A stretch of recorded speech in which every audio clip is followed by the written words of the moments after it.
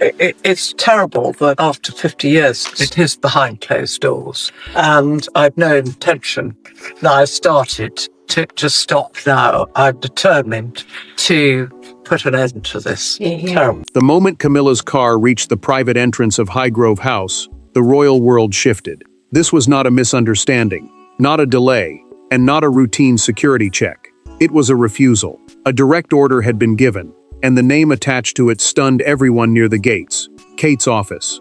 In one silent exchange between a guard and a Queen Consort, years of hidden tension finally broke into the open. Before we go deeper into what this really means for the royal family, make sure to subscribe so you don't miss a single update. Camilla did not move at first. She sat in the back seat, staring through the glass, as the senior guard stepped closer, with the kind of discomfort no training could hide. Highgrove House, Charles's private country home in Gloucestershire, mattered because it was not just another royal residence. It was the place where he had built peace, memory, and personal control away from the noise of the crown. The Queen Consort, meaning the wife of the reigning king, had expected ordinary entry because this visit was tied to household discussions, family access, and the quiet business of royal life. Instead, the guard lowered his voice and repeated the instruction. She could not be admitted without prior clearance from Kate's office. The words landed harder than any public insult. Camilla had faced headlines before, weathered whispers before, and survived colder rooms than this one. But this was different, because it came with a locked gate and a formal command.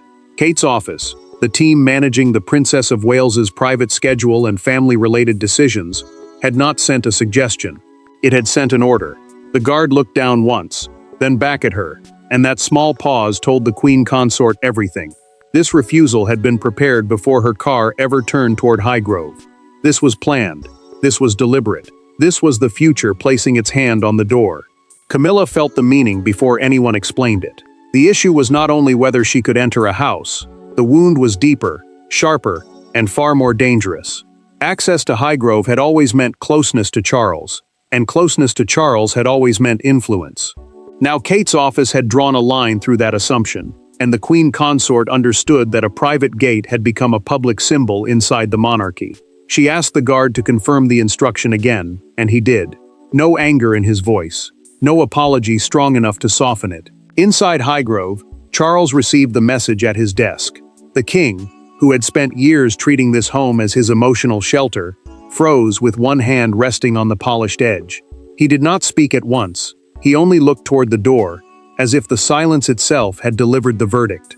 Camilla had been stopped outside his sanctuary. Kate's office had been named, and the monarchy had entered a crisis no one could dismiss as protocol. But to understand why Kate's office would take such a drastic step, the story must move from the gate to the people whose loyalties were now being tested. Behind the refusal stood three women whose places in the monarchy had never been equal, never been simple, and never been free from shadow. Camilla carried the crown beside Charles, but Kate carried the future through William and the children. Highgrove became more than a home. It became the line between yesterday's influence and tomorrow's authority, and everyone inside the palace understood what that line meant. Camilla believed Highgrove still belonged to her trusted circle, because Charles had made that house part of their private rhythm. The Queen Consort, the wife of the reigning king, was not supposed to wait at a gate, like a guest removed from a list. Kate saw the matter differently. The Princess of Wales, the wife of the direct heir and mother to the next generation, had begun guarding private family space, with a calm that unsettled people who mistook softness for weakness. For her, Highgrove mattered because conversations there could shape access, influence, and the children's safety. Kate received the confirmation in a quiet room, and the words made her close her eyes. Camilla had arrived. The guard was asking whether the order should stand. For one heavy second, the future Queen Consort could have softened it, could have made the tension disappear behind one exception. She did not. Her hand stayed still beside the phone, and when her aide waited for an answer, she gave no reversal. That silence became permission for the gate to remain closed. Charles felt the pressure from both sides before anyone dared call it a crisis. The king, meaning the reigning monarch who carries the authority of the crown, owed loyalty to his wife, but he also understood why Kate had acted. She was not reaching for spectacle. She was protecting boundaries that the Wales household believed had been crossed too often. Charles respected that quiet judgment, even while it cut into the private world he shared with Camilla. His beloved house had become the place where affection and authority collided. William chose his silence carefully. The prince knew one public word from him would turn a family wound into an open royal war, so he stood behind Kate without making himself the center of the storm. That restraint mattered, because the future king was not only defending his wife, he was defending the rules his own household would need. Camilla, meanwhile, felt the injury settle deeper. No crowd saw it. No headline named it yet. But behind those gates, she understood the refusal as a downgrade, and the pain hardened into memory. The order at Highgrove did not appear from nowhere. It began with one earlier moment that turned caution into command. Every palace rupture has a beginning, but this one began quietly, over tea. No cameras, no public statement, no raised voices at first, just a private afternoon at Highgrove, a conversation that crossed a line, and Kate leaving with the kind of controlled expression that frightened even experienced courtiers. Later, people would look back and say, that was the moment the gate was already beginning to close. Camilla had invited Kate into what should have been a calm family conversation, yet the air changed the moment the Queen Consort spoke about access. Highgrove House, Charles's private country home, mattered because it carried his memories, his routines, and his sense of control away from palace pressure. Kate understood that private royal stays were not just breaks from duty. They were the only spaces where William and the children could breathe without every relationship becoming a question of rank. That was why she listened carefully when Camilla began pressing the issue. Kate stayed polite longer than anyone expected. She kept her voice soft, kept her face calm, and let the Queen Consort explain why older royal order should still guide who entered family spaces. Then Camilla used the phrase that changed everything: proper royal seniority. Royal seniority means the order of importance among royal figures, and to Camilla, it sounded like tradition. To Kate, it sounded like a challenge to her role as mother and future queen. She placed her cup down slowly, and the silence that followed was sharper than any argument. Camilla believed she was defending the structure that had protected the monarchy for generations. She thought Kate was becoming too guarded, too independent, too ready to separate the Wales household from the wider family machine. But the princess heard something else beneath the words. She heard a warning that her children's private world could be opened by pressure, habit, or status. That mattered because George, Charlotte, and Louis were not only children inside a family, they were the living future of the crown. William found Kate later, standing alone in a corridor, her face composed but her breathing unsteady. The prince did not ask many questions at first. He knew that look. He had seen it when his wife was hurt but refused to collapse. When she told him what had been said, his expression hardened. Kate did not ask him for revenge. She asked for a boundary that no one could bend quietly again. Kate's office began drafting stricter clearance rules soon after that tea. Clearance rules mean written permission steps that decide who may enter protected private spaces and when. One aide later revealed in a documented household account that the tea had changed Kate's view of Camilla permanently. The rule written after that meeting became the same instruction used at the Highgrove gate. And when that old rule was finally enforced, Camilla did not accept it quietly. Refusal is one thing when it happens on paper. It is another when a queen consort hears it through a half-open car window. Camilla did not step out at first. She stayed seated, her face pale with anger, while the guard waited outside with both hands fixed in front of him. Then she reached for the phone, and the first confrontation began before she ever crossed the threshold. Camilla lowered the window halfway, and that choice made the guard stiffen. She asked who had issued the order, not as a question, but as a demand. The senior protection officer, the trained security lead responsible for controlling access to protected royal spaces, answered with respect. The instruction had come through Kate's office, and it could not be overridden without clearance. Highgrove mattered because Charles treated it as personal ground, yet the order proved another office now had power over who reached that ground. Camilla's silence turned sharp. She looked toward the closed entrance, then picked up her phone and called Charles inside the house.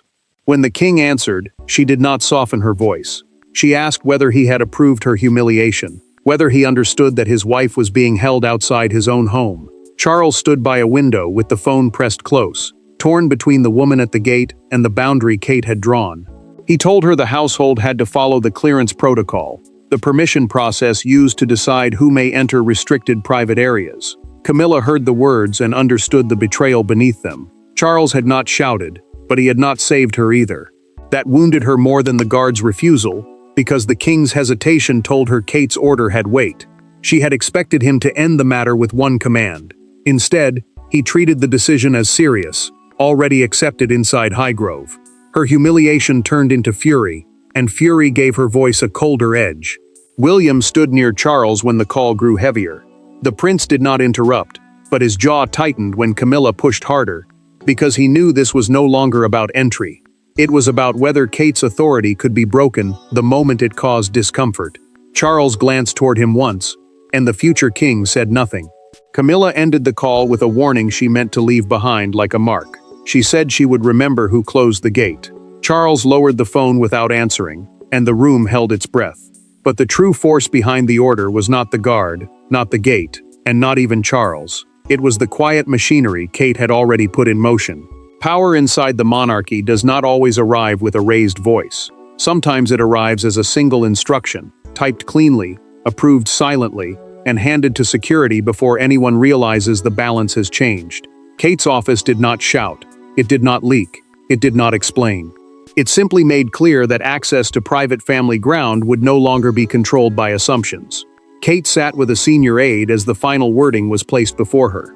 The office around her felt calm, but the choice in front of her carried the weight of a crown not yet worn. Kate's office, meaning the small team that manages her schedule, family duties, and private decisions, had gained quiet authority because the Wales household now stood closest to the monarchy's future.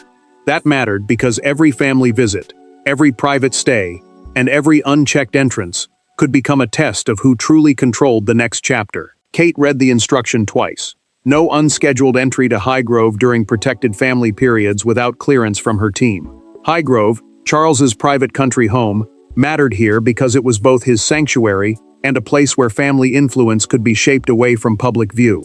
Protected family periods meant private time set aside for the Wales family, especially moments involving the children and sensitive household discussions. The line sounded simple. Its meaning was enormous. Kate did not look angry. She looked resolved. Revenge would have been loud, but this was quieter and more dangerous, because it came from fear, memory, and maternal instinct. She believed the order protected George, Charlotte, and Louis from being pulled into adult power games they could not understand. She also knew the instruction would hurt Camilla, because the Queen Consort had long treated access to Charles as proof of her place beside him. William had not written the order, but he had stood behind it. The prince had spoken with Kate privately before the wording reached security, and he understood why she would not bend. His support mattered, because the future king was not just protecting his wife's judgment, he was accepting that their household needed its own rules before the crown passed to him. Charles struggled with the symbolism more than anyone. The king loved Highgrove as a shelter from pressure, yet he could feel the future pressing against its doors. He knew Camilla would see the order as rejection, but he also knew Kate's office had not acted carelessly. The devastating truth settled. Camilla was not blocked because she was forgotten. She was blocked because Kate's office had been remembered. Once that truth reached the wider household, the fallout moved faster than anyone expected. By evening, Highgrove was quiet, but the monarchy was not. The refusal had traveled through private rooms, staff corridors, and sealed conversations with the speed of something no one dared say aloud. Some saw Kate's order as necessary. Others saw it as a humiliation of Camilla. And at the center of it all, Charles sat with the knowledge that his house had become a battlefield. Senior aides began asking the question no one wanted written down. Would Camilla's future private access now require approval from the Wales household? The Wales household means the private team supporting William, Kate, and their children. And its rising power mattered, because it showed where the monarchy's future strength was gathering. Highgrove mattered just as much, because it had always belonged to Charles's personal world, a place where emotion carried as much weight as rank. Now those two worlds had collided, and every answer sounded dangerous. Camilla returned to Clarence House without speaking. Clarence House, her London residence with Charles, should have felt like shelter, but that evening it felt like a waiting room after a verdict. She removed her gloves slowly, one finger at a time, while an aide stood near the doorway hoping for instructions. The Queen Consort did not give any. Her anger had not disappeared, but sadness had settled beneath it. She had not only been denied entry, she had been pushed outside a circle she believed was secure. Kate received the brief note just after the household began to fracture. The refusal had held. She read the line once, then turned away from her desk as if the words carried more weight than victory. The princess understood what others would not admit aloud. A boundary had been protected, but a wound had also been made. That mattered because every choice around family privacy now carried political force, and every act of protection could be painted as ambition by those who feared her growing authority. Charles stayed silent longer than his aides expected. The king knew some staff quietly agreed with Kate, believing private boundaries had been overdue after too many tense conversations and too many old assumptions. He also knew others feared the order had created a dangerous precedent by making the Queen Consort appear beneath the future queen's office. The monarch had spent years trying to steady the crown, yet one closed gate had exposed a crack running through the people closest to him. William prepared for the meeting no one could avoid. The prince adjusted his cuff, paused at the door, and chose his words before he even entered the corridor. He knew Camilla would not arrive calm. He also knew Kate's order could not look weak now. That night, the conflict left the machinery of the palace and became something far more personal. The turning point did not come in a council room or through a formal statement. It came behind a closed door, with no aides standing between them. William entered first, composed but visibly strained. Camilla was already there, her expression controlled, her pride wounded. For the first time since the Highgrove refusal, the argument was no longer about security. It was about trust. William did not rush to speak. He understood that one wrong word could turn a private wound into a permanent break.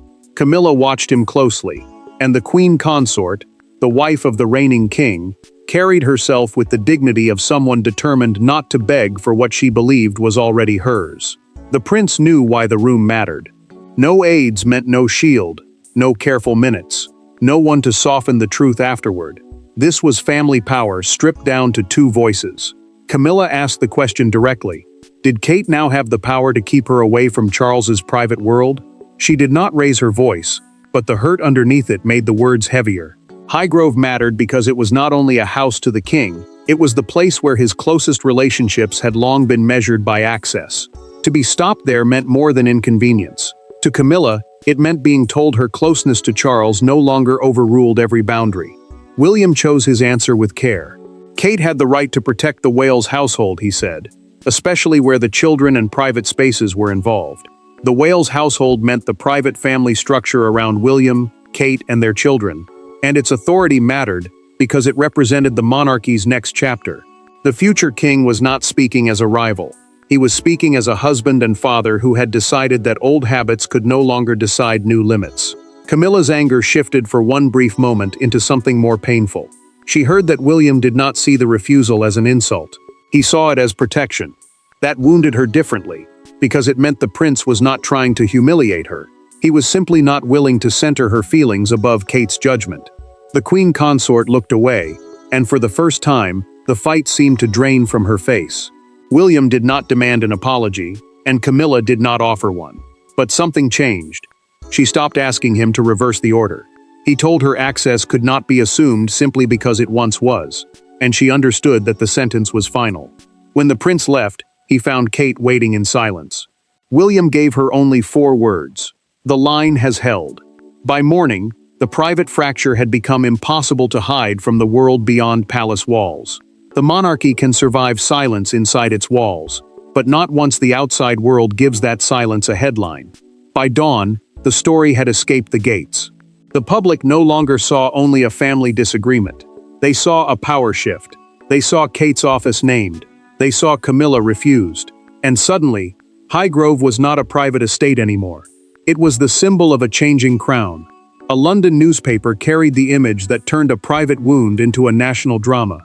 Highgrove's closed gates filled the front page beneath 5 words that landed like a verdict. Kate's office closed the door. Highgrove, Charles's private country home, mattered because it had always represented comfort, control, and personal loyalty around the king. Now the public saw it as something colder. They saw a boundary. They saw a warning. They saw a Queen Consort stopped before she could reach the man whose world she thought still opened for her. A morning broadcaster gave the story its sharper meaning. On air, she called it the clearest sign yet that the Wales household is setting the monarchy's future boundaries.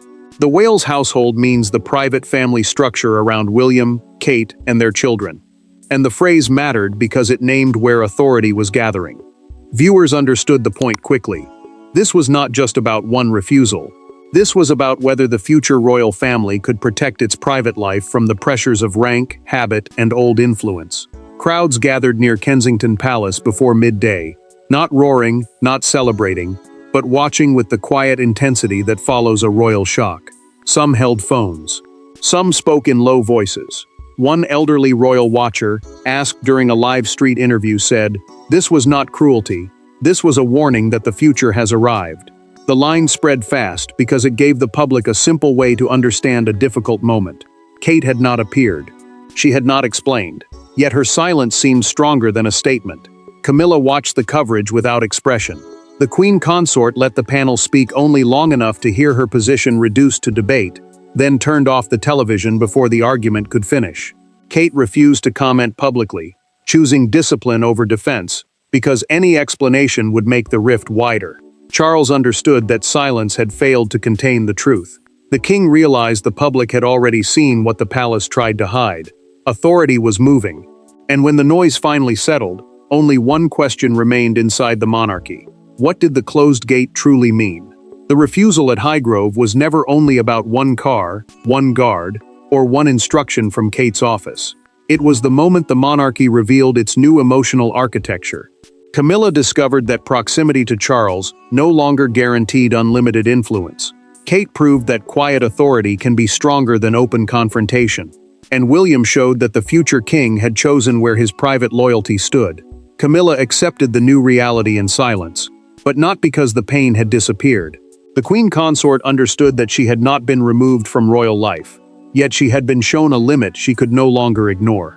The Wales household, the private family structure around William, Kate, and their children, now carried authority that could shape even the most sensitive spaces around the king. That mattered because the monarchy was no longer being guided only by old rank. It was being shaped by protection, family control, and the demands of the next reign. Kate did not celebrate what had happened. She knew the closed gate had wounded Camilla, and she understood that a wounded royal figure can become more dangerous than an angry one. But the princess also knew something essential had been protected. Her children's private world had not been left open to pressure. Her household had not backed down the moment the order caused discomfort. That mattered because motherhood and monarchy had finally met in one hard decision, and Kate had chosen the children before comfort. William stood beside her afterward with no trace of triumph. The prince felt relief, not victory, because he knew the cost of the line they had drawn. He had defended Kate, but he had also accepted the burden of a future king, to make choices that hurt people in order to protect something larger. His silence beside her said what no public statement could. The next chapter of The Crown would not be built on fear of upsetting the past. Charles walked alone through Highgrove and touched the back of a chair as if steadying himself against memory.